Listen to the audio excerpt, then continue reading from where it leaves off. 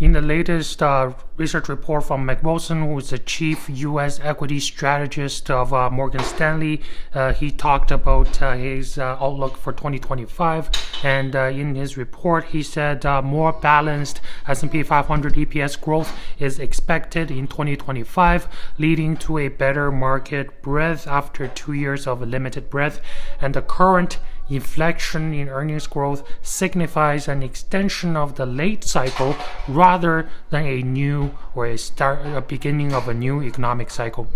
And the Morgan Stanley economists, they forecast continued rate cut into 2025 from Federal Reserve, and they believe stabilization in business cycle indicators suggests recovery can continue into 2025 with broader industry contributions.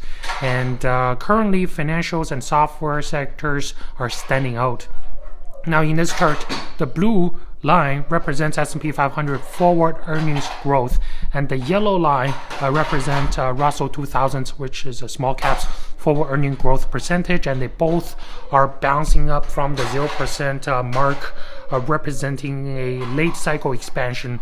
And as you can see in the chart, the Magnificent Seven, or the largest seven market cap tech stock, they're leading this late cycle expansion.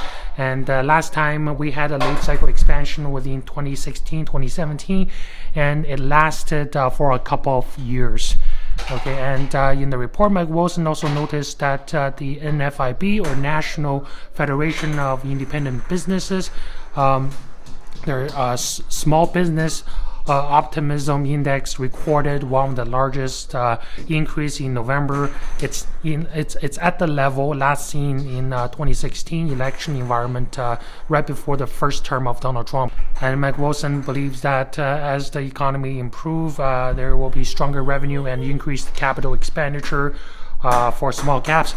And Mike Wilson believes that the NFIB data signals a preference for cyclical but not a small cap outperformance versus large cap. So he's saying that he's not saying small cap will be doing bad, but he's not calling for a outperformance of small cap versus large cap. And because he believes that small caps tend to see durable outperformance and better breadth in early cycle environment, which is not what we have right now. What we have right now is according to him, a late cycle expansion. And Mike Wilson also mentioned about key consideration for 2025 and 2026. He believes that mid-single-digit revenue growth and margin expansion would drive double-digit EPS growth for S&P 500 in 2025 and 2026. And he prefers cyclical and quality growth companies. And the sectors he prefers right now are financials, software, industrials. And he's saying that there is a rate forecast or rate cut forecast implying a healthy EPS backdrop for 2025. Mike Wilson's team is forecasting a modest decline in forward PE for S&P 500 from 22.1 times down to 21.5 times. And this is consistent with kind of what we have been sharing in the last video regarding the latest report released by Bank of America's chief U.S.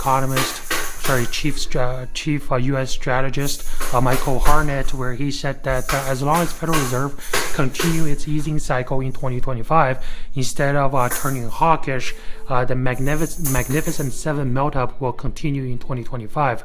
Pretty much saying as long as they don't do a U-turn, the Federal Reserve or the central bank, the high valuation will continue for Magnificent Seven. Currently, the PE ratio is 68 times for Magnificent Seven.